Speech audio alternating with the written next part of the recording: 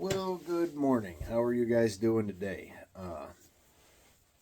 Just wanted to touch base real quick. I dropped off all the carving blanks to Nesmix yesterday, and getting ready for the first carving class on Thursday night. And super excited. I'm really glad to have that much interest in a hobby of mine.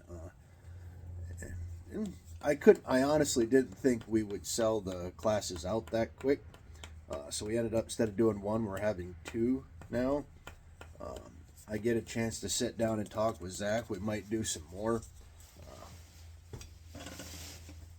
I I've been messing with some different designs. So like this is a coffee scoop, uh, and I put a small hook on the back of it,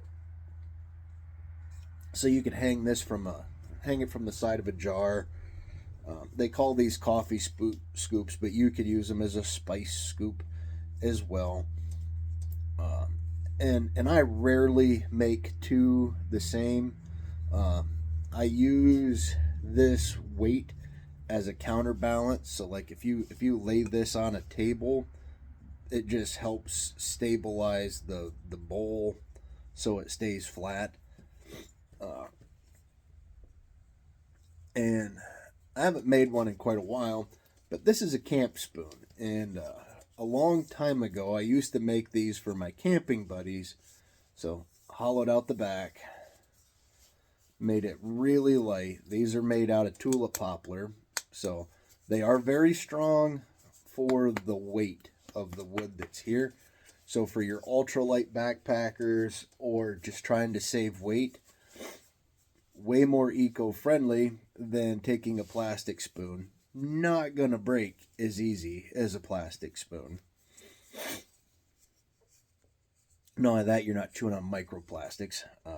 But and I did. I'm gonna say it was a happy accident because I am not good at drawing. But the very first one of these I ever made, you'll notice there's two different radiuses on the front of the spoon. And I did that in the sense that this more fits a regular bowl and this fits a pot. So you have one sharp and one slow curve.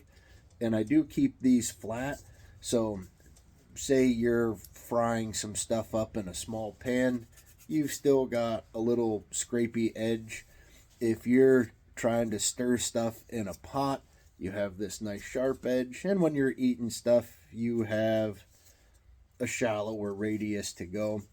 I do make these kind of big. I've made smaller ones before for people where the handles are only about this long and the scoop's about half this size for those guys that are, oh, excuse me, for the guys that are just eating like MRE style meals. And this is kind of the size I prefer to make. It's easier for me to hold. It's not so hard on my hands. Uh, but without me rambling too long, I want to take this hook design that I made and put it on one of my camp spoons, which means redesigning the handle of my camp spoon. And I will probably post a picture of this by weight, just to show people really how light these really are. So it might change the weight some, but I got thinking about like these coffee scoops. I made that little hook so it'll set, you can hook this on the outside of a coffee jar or wherever and just hang it up on something. If you're out in the woods and you have something like this, you could use it for picking your cooking pot up off your campfire or something like that. Granted, you're not going to pick a Dutch oven up with this, but your little Esbit pots, this would be pretty neat. So I want to put that into one of my camp spoons. But something like this only takes me a couple hours to make because it's really not super intricate. And when you've been carving for a long time, something like this, you get where you can knock this out really quick. Even though this is super plain, there is a whole lot of really delicate work in getting these super thin.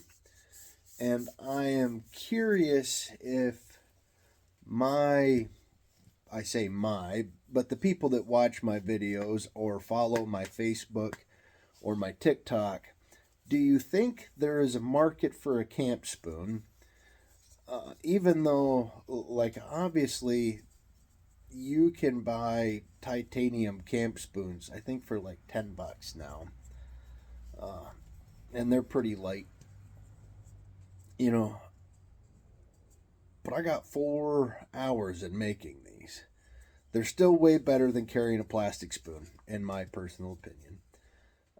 But do you think there's a market for something like this, or something like this coffee scoop?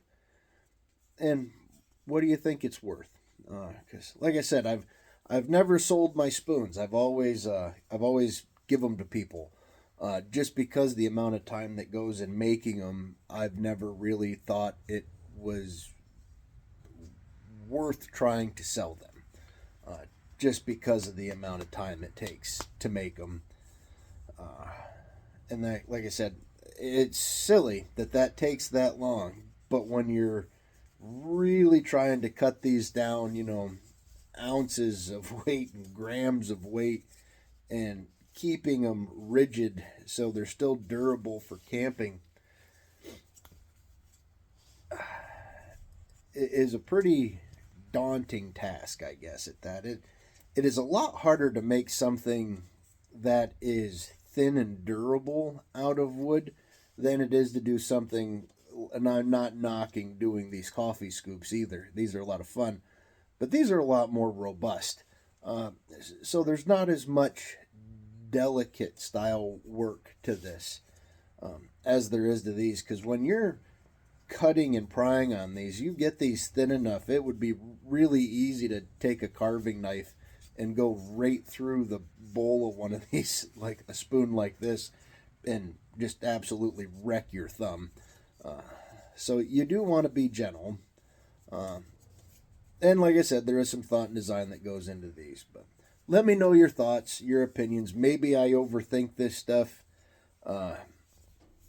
And I am usually pretty good at devaluing things I do. Because that's, growing up, I thought everybody could do this. I thought everybody did do this. I just figured that this was a household thing. And the older I have got, and the more I say, traveled and went across the world, the more I have found out that, especially hand-tooled carpentry work is almost non-existent anymore.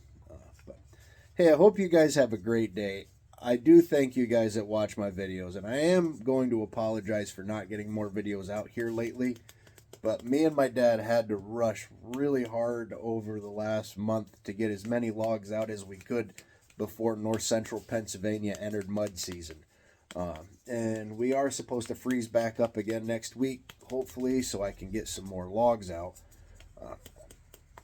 But I guess being a farmer, a sawyer, a logger, a carpenter, my my spare time gets a little bit sidetracked from time to time. But those of you that do watch the videos, even though they're kind of staggered and all over the place, and I'm not real good at keeping up with the YouTube and TikTok metrics, I do want to let you know I do appreciate you guys watching my videos. But at the same token, shut these damn electronics off, get outside, make a mess, get dirty, enjoy the weather that we have here. Have a great day.